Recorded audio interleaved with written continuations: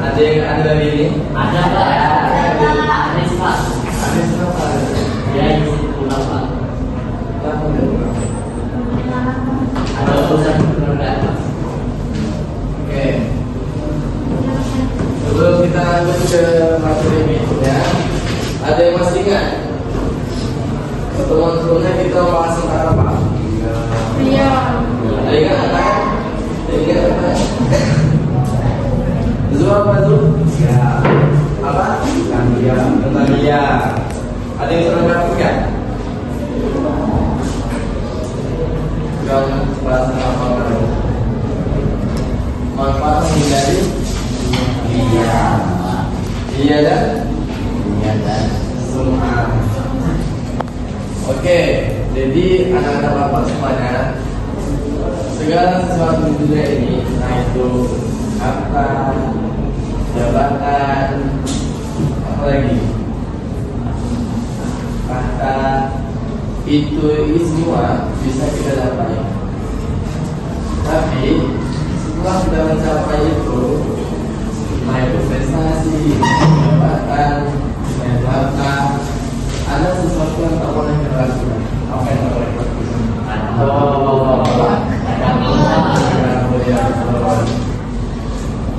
Jadi akabur itu ada yang saya jelasin. Akabur itu apa? Mengembangkan diri. Yang lain? Selain mengembangkan diri apa? Akabur itu. Ya betul. Selain daripada itu, menganggap orang lain ya orang kita kalau rendah daripada kita, itu termasuk akabur. Ini kita akan membahas tentang menghindari sikap takabur. Lanjut. Bapak ulangi lagi. Takabur adalah sikap seseorang yang menjadikan sifat sombong atau membanggakan diri, menganggap diri dan hebat dari orang lain, dan menganggap orang lain lebih rendah dibandingkan dengan dirinya. Contohnya misalnya azab. Beberapa waktu lalu ini membuka misalnya. Atau tiara dari satu berjumpa dengan Zu ini dia kemarin kebetulan laki-laki, jadi tak ikut lomba. Jadi ketika dia berjumpa dengan Zu tahu nih apa tiara. Itu tujuannya untuk membanggakan dirinya sendiri dan membanggakan si Zu. Itu termasuk sikap takabur. Begitu. Lanjut. Silakan baca Daniel. Takabur adalah sikap seseorang yang menunjukkan sifat sombong atau merasa lebih kuat, lebih hebat dibandingkan orang lain. Oke. Paham ya ini? Ada yang menanyakan? Baik, lanjut. Silakan baca Azam. Baca lagi Azam.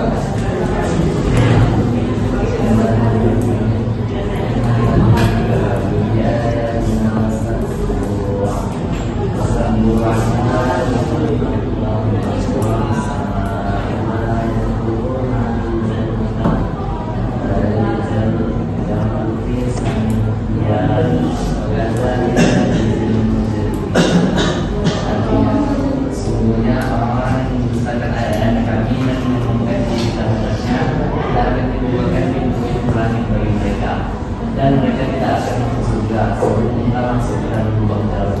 Demikianlah kami memberi balas kepada orang-orang yang berbuat jahat.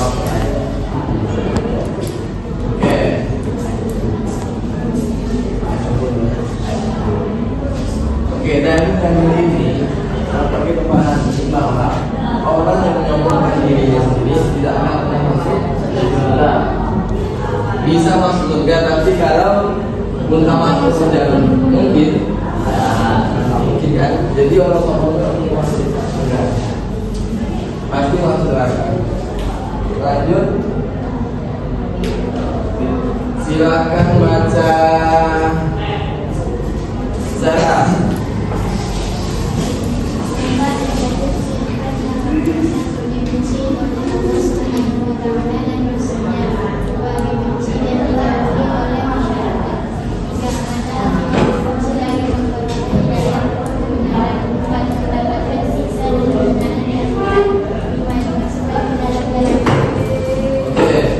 Dampak negatif sikap takabur yang pertama, dibenci Allah Subhanahu wa Ta'ala dan Rasulnya. Kenapa? Kenapa dibenci Allah Subhanahu wa Ta'ala? Karena merasa dirinya hebat, paling tinggi. Sementara segala sesuatu di diri kita ini itu termasuk kenakungan. Yang kedua, dibenci dan dijauhi oleh masyarakat. Nah, takabur ini sanksi sosial di masyarakat kita itu akan dijauhi. Contoh misalnya Setia sama Ivana. Setia ini banyak duitnya, perhiasannya banyak. Itu banyak begitu biasa. Kalau si Farah hidupnya sederhana. Sederhana. Ketika mereka berjumpa, Setia dengan Ivana, Setia mengumumkan diri. Ini saya. Soalnya ini tidak takabur. Bisa. Dengan bangganya, Setia mengamalkan ini yang pengukurannya. Aku yang sebanyak dengan Ivana. Tentu Ivana kan gak suka kan. Akhirnya mereka tidak berkawan lagi.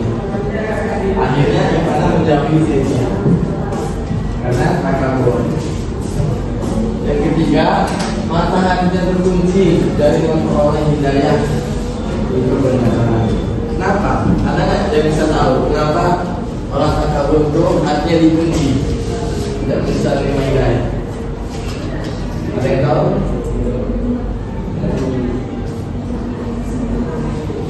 Kita ini manusia ini merupakan makhluk sosial. Apa makhluk sosial? Ya betul. Makhluk sosial itu makhluk yang membutuhkan bantuan dari orang lain. Misalnya Dani misalnya, dia udah lapar nih mau makan. Kalau nggak ada petani, bisa nggak dia langsung makan? Kalau nggak ada, dia harus makan dulu.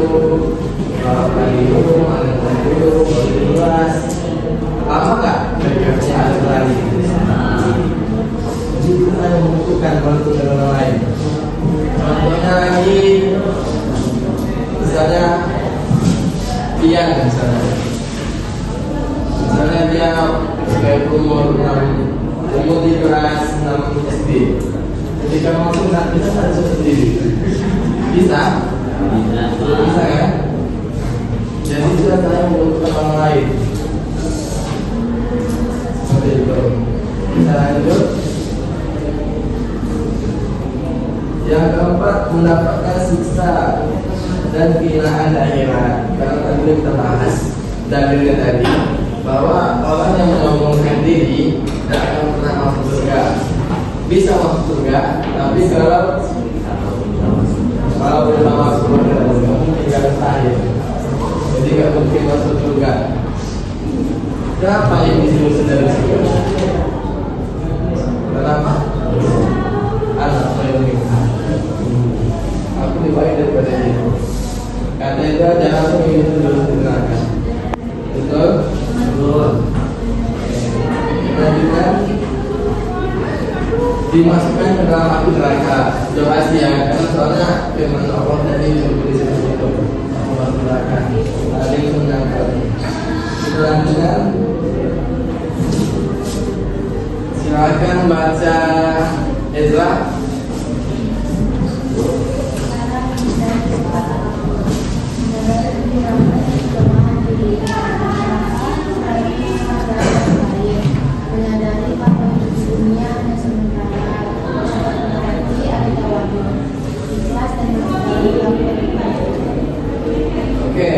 menghindari sifat takabur.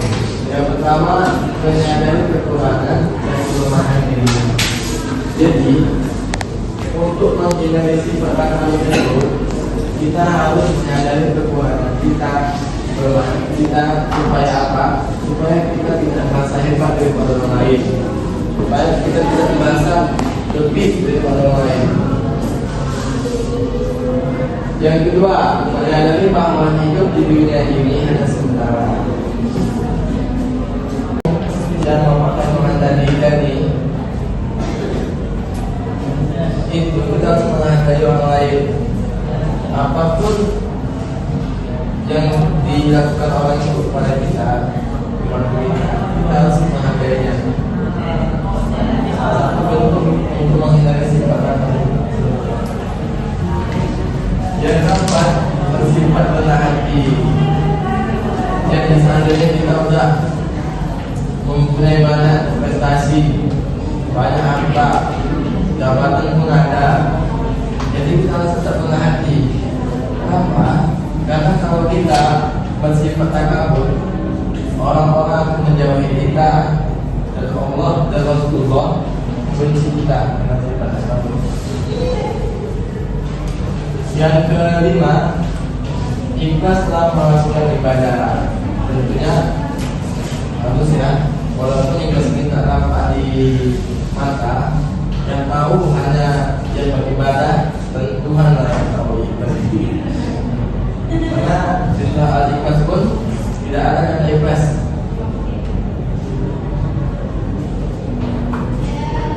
Jadi sebisa mungkin kita kalau melakukan ibadah harus dengan ikhlas.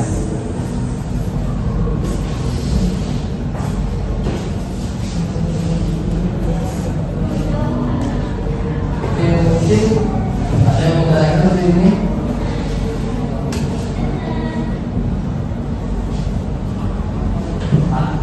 Apa ya?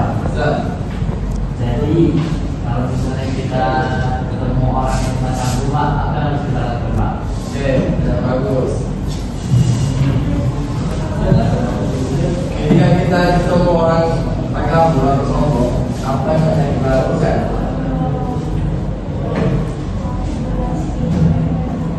Abang pernah mendengar orang sombong. Beliau mengatakan, sombong pada sombong itu boleh. Sombong pada sombong boleh. Seandainya dia sombong, itu juga boleh sombong kepada dia. Tapi alangkah baiknya, kalau dia sombong, udah kita diamin aja. Gak usah kita apa-apa, kita diamin aja. Kalau lagi mau tanyakan? Oke. Tentang takabur.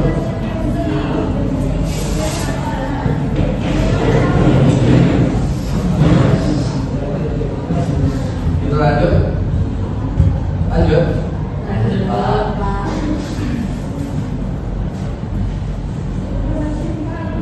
oke, kita lanjut ke materi berikutnya.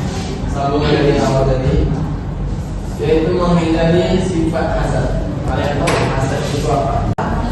Iya, itu hasad itu dengki. Apa itu dengki atau hasad?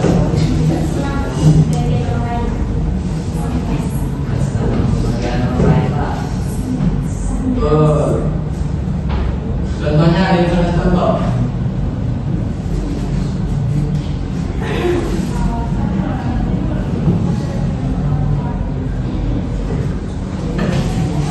Misalnya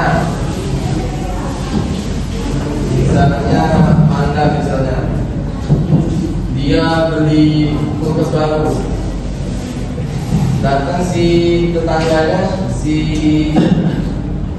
siapa? Datang tangan Rehan, nampak dia mazhab punya kulkas baru. Tiba-tiba hatinya panas. Kenapa dia panas? Karena dia tak suka dengan ibadah ini. Panas hatinya. Maunya dia itu kasih usah.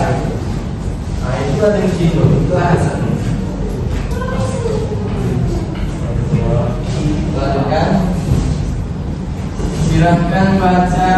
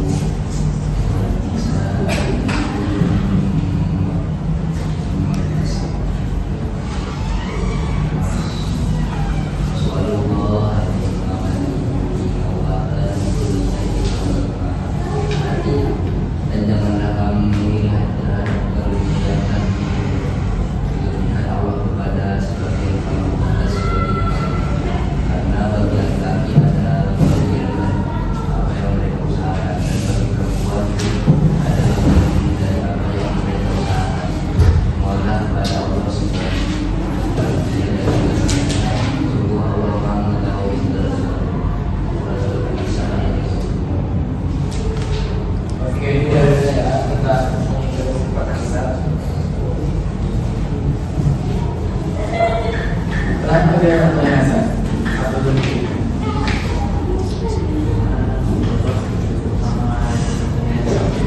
Oke. Oke, betul. Kenapa tidak tak boleh hasan atau dengki? Kenapa?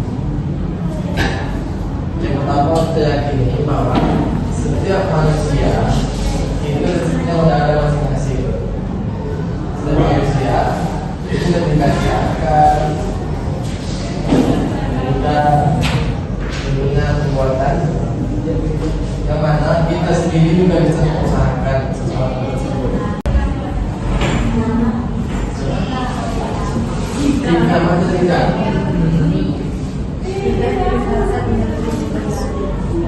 mengharapkan hilangnya kenikmatan yang dimiliki oleh dan dia mendapatkan hidup tersebut. Dua, mengharapkan hilangnya kebahagiaan yang baik. Dia merasa tidak diberikan oke, menurut Imam Al-Ghazali, hasad ada 3 jenis.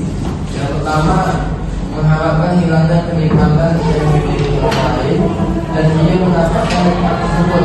Yang tadi itu misalnya dia sebelumnya diukurkan. Jadi siapa tadi? Si Rehan ya. Misalnya mati diukurkan. Rehannya tak senang. Ini dia pergi dengan Anda. Mau Anda itu usah diukurkan. Akhirnya diukurkan sih.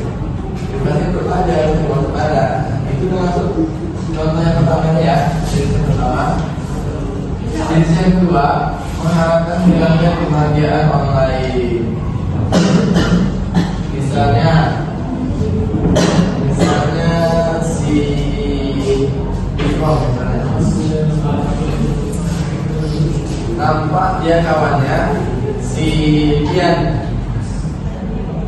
nampak manusia ini bahagia. Bahagianya kenapa? Bahagianya karena banyak, karena kawannya baik-baik, karena keluarganya ini tapi nama orang gak suka dia si Ikram bahagia dan tengok si Ian tak bahagia dia, maunya kebahagiaan itu hilang aja. Nah ini contoh yang kedua. Contoh yang ketiga, merasa tidak ridho terhadap nikmat yang diberikan Allah Subhanahu wa Ta'ala kepada orang lain. Misalnya si Dani, dia dikasih Tuhan nikmat harta berlimpah misalnya.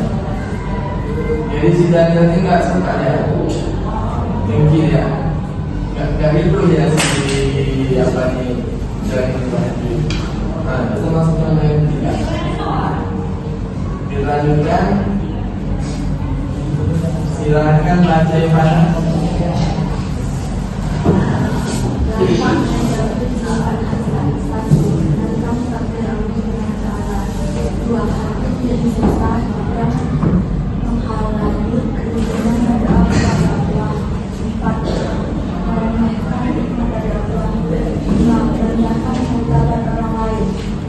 Oke, dampak negatif sifat hasad. Yang pertama, menentang takdir Allah Subhanahu wa Ta'ala.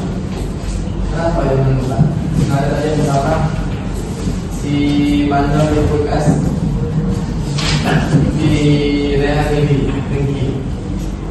Itu kan takdir Allah kan? Tak boleh kita kayak itu. Itu sama aja kita menentang takdir Allah. Kita tinggi kepada sesama kita. Yang kedua, hati menjadi susah. Kenapa hasilnya susah? Karena matanya selalu tertuju pada kenikmatan orang lain. Jadi ketika mata kita tertuju pada kenikmatan orang lain, tentu kita merasa susah. Nampak dari banyak duit, nampak kita kan agak berkurang sedikit kita masalah begini. Tapi seandainya kita memandang orang lain itu bahwa kita misalnya kita memang pas-pasan, tapi ketika kita keluar ke merah banyak mereka. Cara yang kedua untuk memperbanyak rasa syukur. Tadi yang abang sampaikan, ketika dalam kehidupan ini kita harus memandang sesuatu yang di bawah kita supaya kita bisa bersyukur. Misalnya kayak tadi Jadi sebenarnya kita ini bukan pas-pasan, uang tak terlalu banyak, pokoknya pas-pasan lah. Ketika kita keluar dari sini, melihat banyak mereka-mereka yang ada tidur di bawah jembatan, banyak yang kerjanya jual kuali, agak tidur di jalan. Itu merupakan bentuk kita untuk mengingatkan masa depan. Yang ketiga, menjaga sifat rendah hati. Yang keempat, senang membantu orang lain. Yang keempat ini, cara menghindari sifat hasad. Yang keempat, senang membantu orang lain. Jadi, pernah tak dengan membantu orang lain? Pernah? Pernah tak? Pernah? Nah, ketika kalian membantu orang lain, terus selesai membantu orang lain, apa yang kalian rasakan? Senang? Oke, senang. Atau apa? Baik lah. Masa jadi baik?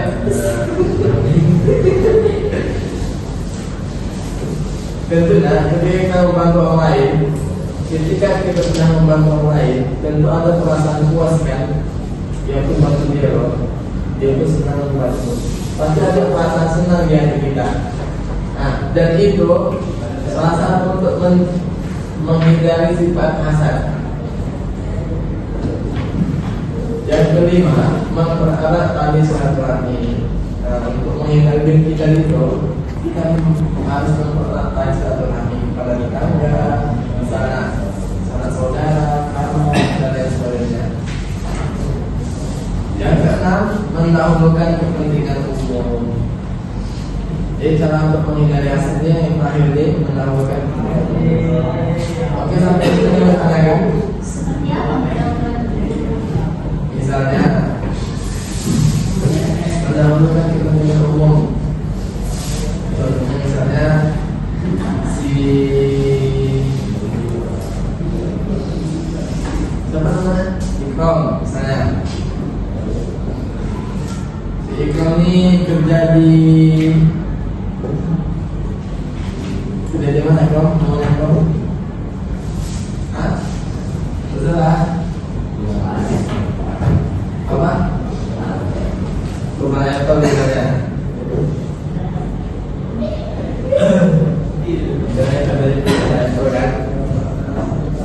Ketika dia kerja cuma untuk dirinya sendiri. Apa yang dilakukannya? Yaitu apa? Menjaga memberikan kuasa kepada teman-temannya, mendahulukan kepentingan umum daripada pribadi. Dan tujuannya apa?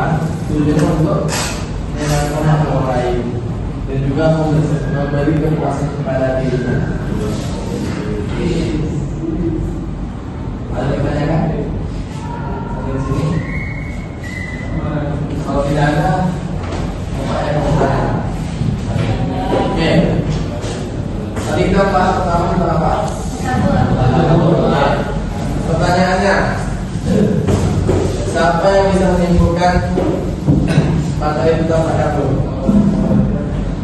Pengertian boleh, contohnya boleh, arah negatifnya boleh, dampak negatifnya boleh, satu-satu nggak boleh. Nanti yang bisa mengasih dia, jangan takut. Oke, silakan. Sifat takabur itu adalah sifat yang membanggakan diri sendiri, bahwa dia tuh merasa lebih baik daripada orang lain. Sehingga dampaknya dibenci Allah, semua dari dan dibenci oleh masyarakat. Dan orang takabur, orang sombong, mustahil tidak akan masuk surga. Oke, kasih tepuk tangan untuk. Oke. Yang kedua tentang hasad, siapa yang menyimpulkan? Dan bisa kasih dia. Ya, ada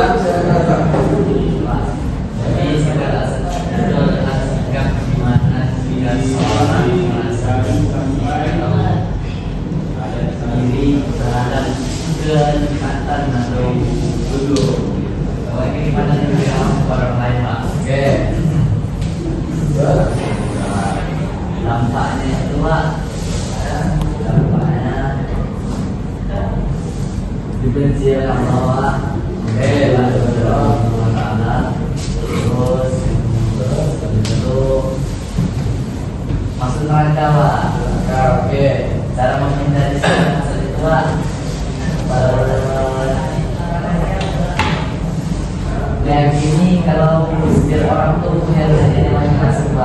Oke. Udah, oke. Oke, satu orang saja. Jadi ya, ngomong. Dampaknya ada juga Allah dan Rasul dan juga dibenci oleh masyarakat. Oke, sepertinya mungkin bisa ada yang bisa Bapak sampaikan sebelum Bapak tutup. Ada yang bertanya? Tidak? Oke, kita akhiri dengan tarik kemudian kita pada hari ini dengan ucapan alhamdulillah. Ketuanya silakan siapkan. Sekali dulu. Iqra'u doa. Bismillahirrahmanirrahim. Allahumma